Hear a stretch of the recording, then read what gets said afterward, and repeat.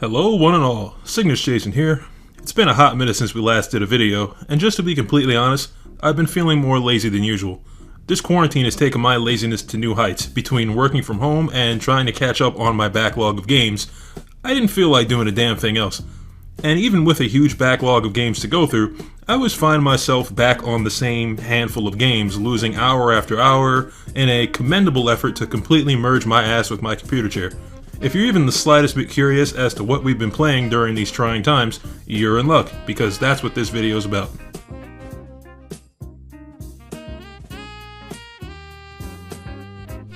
Ever since I first heard about Hunt Showdown during E3 2017, I was excited mainly by the late 1800s setting and the horror aspect. Unfortunately, none of that mattered since I didn't have a PC to play it on, but when I finally bought a gaming PC last year, you could guess which game was at the top of my Steam wishlist. Hunt was still in early access, but I played the hell out of it. Now that the war is closed and new releases have slowed down, I have nothing but free time, so I picked it back up. Hunt is a very atmospheric game, and the sound design does a great job of immersing you in your surrounding, whether it's the sound of boots slapping across the muddy landscape, with eerie noises closing in behind you, or the sound of your surroundings breaking down under the hail of bullets you're taking from enemy players. You get absorbed in the moment, and you may even have a heart attack or two. The thing that keeps me coming back to Hunt Showdown is how every match is a different experience because you have both AI and enemy players to deal with. Progressing in rank far enough to unlock new melee weapons or firearms and finding the best way to integrate them into a loadout is part of the fun for me, mostly because I love old weapons. Sometimes your best bet is playing in a group, even though sometimes you'll do alright on your own. Dying in Hunt Showdown isn't so bad, because a teammate can revive you while in a group. However, if enemies are thorough, they'll toss a Molotov at your body to let you burn and to finish you off for good. But hey, get good enough at running for your life, and that won't happen.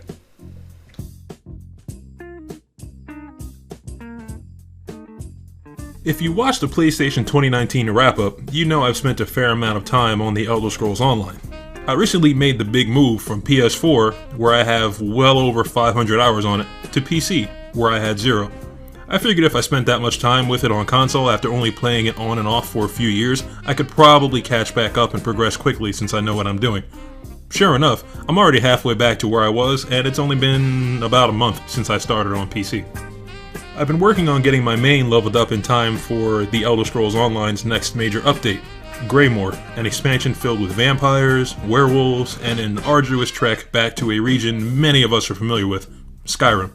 The expansion was supposed to drop on May 10th, but since the devs have admittedly never rolled out an update of this size while working from home, they moved it back a week to give themselves extra time to prepare. A good move, I'm sure. As I've said in the past, The Elder Scrolls Online is enjoyed the most when you throw yourself into it. I know it's a lot of people's least favorite Elder Scrolls title, but if you let yourself enjoy the scenery, the lore, and even the occasional jankiness, you will not be disappointed. But you best clear a sizable time frame from your gaming schedule because this is definitely not a short game.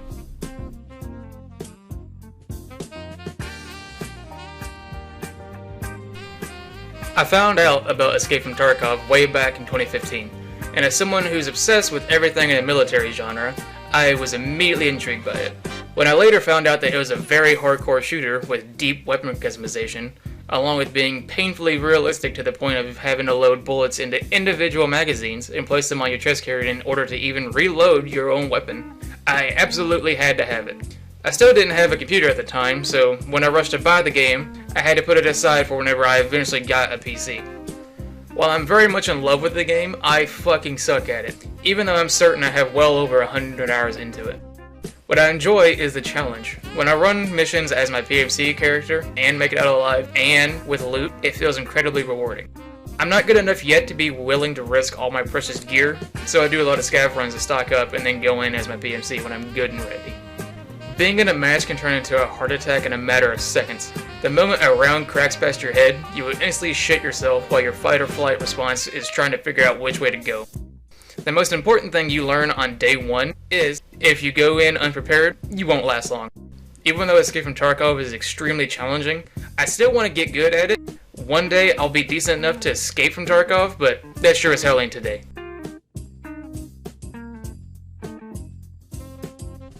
It happens to a good number of us. You play new game after new game, one after the other, until either you hit a long stretch of time with no new releases, or those new games just aren't scratching that itch you've got. So, we fall back into that happy medium, a game that you've put countless hours into, but thanks to your love for the game, or your love for the mods you've implemented on that game, you just can't get sick of it. For quite some time, that game for me was Fallout 4. With this quarantine going on for so long, I was ready to slide back in for another go with some freshly installed mods, but as quickly as I had the urge, it was gone. I know the game inside and out, so even with mods, there's a finite amount of time I'll be able to enjoy it. Then I remembered there's a more recent Fallout game that receives regular updates, and you can play it with friends, so it felt right to give Fallout 76 another go. I played 76 regularly on console back when it came out, and it was good. Buggy at times, as we expect from Bethesda, but still good. Their recent major update, Wastelanders, introduced human NPCs into the game and effectively breathed new life into the hellish post-apocalyptic nightmare that is West Virginia. The thing I like most is that the game gives you a good amount of freedom. You can be a trader, selling any kind of items through vendor consoles installed at your base. You can be a badass who spends all day hunting particularly dangerous or even legendary enemies. You can be long-range support and offer backup to a team of allied players during challenging raids or difficult world events. You can find yourself a suit of power armor and fistfight 5 Deathclaws at once. Or you can do none of that shit, strip naked and antagonize other players while being a persistent nuisance to every other living thing around you. However you want to spend your time, it's there. Fallout 76 was just on sale recently after its release on Steam, but something tells me it'll be on sale again in the near future, so keep it in mind if you're looking for a game packed with baseball bats, bullets, banjos, and debauchery.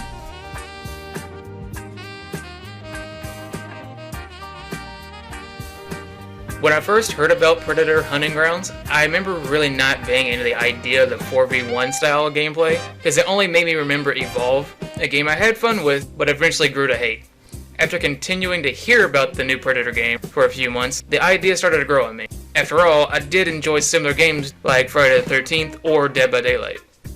I probably like Predator Hunting Grounds as much as I do, solely because I absolutely love the original 1987 Predator film. The little details in the game, as well as the trophy name, sure make it clear that the devs were aware of the source material. You can play as the Predator or as a soldier on a 4-man fire team. When you play as a fire team member, you have objectives to complete throughout the match. So killing the Predator is actually your secondary focus. While the objectives only rotate between a handful of scenarios, it doesn't seem to get stale. Instead, it makes you want to throw out one-liners from the film or make certain jokes. Billy! Billy! The other day, I was going down to my girlfriend.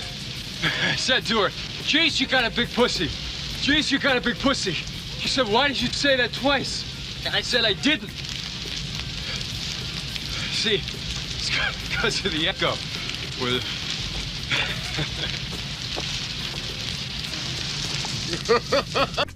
Playing as a Predator is about as fun as you'd think. You can toggle Predator vision on and off to check for enemies, jump through trees undetected, and land behind enemies for stealth takedowns. With a handful of customization items to unlock and a few weapons I've been wanting to get my hands on, I like to keep playing just to see what works well and what doesn't. Customizing your own fire team member to face off against a custom Predator feels almost like you're starring in your own custom Predator movie. But I doubt I'll be learning how to speak Yautja anytime soon.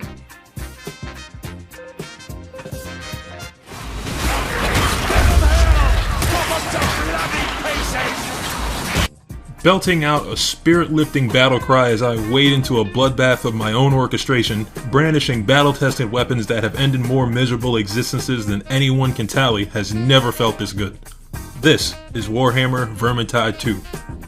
Although this is the second game, I never played the first, for no other reason than I hadn't heard of it. When Vermintide 2 came out, I was interested. Getting used to the mechanics is a steep learning curve if you haven't played any games from the genre that inspired it, like Left 4 Dead. To anyone unfamiliar, the mechanics sound very simple. Pick 1 out of 5 characters. Each character has 3 classes and a dozen weapons to pick from. You and 3 other players, or bots, play different missions in different campaigns, with your only goal being to get from the start to the finish alive. Sounds easy, right? Right? Not right! Not right? Not right. Sometimes, you'll be the only noob on a team of veterans and they won't think twice about leaving your ass behind. Sometimes you'll be the only veteran on a team of new players who play like they've never clicked a computer mouse or pressed keys on a keyboard before. And sometimes you'll be a great player on a great team of players, and the game will turn against you. But that only happens frequently on the higher difficulties, so don't worry too much about that. To anyone unfamiliar, that sounds like a headache waiting to happen. But to anyone who's ever played a team-based game, that's just Tuesday. This game is nothing to be intimidated by. There are great people on the Steam community who have constructed guides that have been fine-tuned by player input, presenting new players or veterans with a step-by-step guide on how to get good with a character, class, or weapon, or just how to improve their game overall. Trust me, when you're swinging your flail like a madman, firing off arrows like they're going out of style, or casting spells like you're going to explode and your screen is being covered in the putrid blood and mangled entrails of any heretics that would dare stand in your way, you'll feel this twisted sense of joy wash over you. You're not crazy, it's just the kind of effect Warhammer games like this tend to have.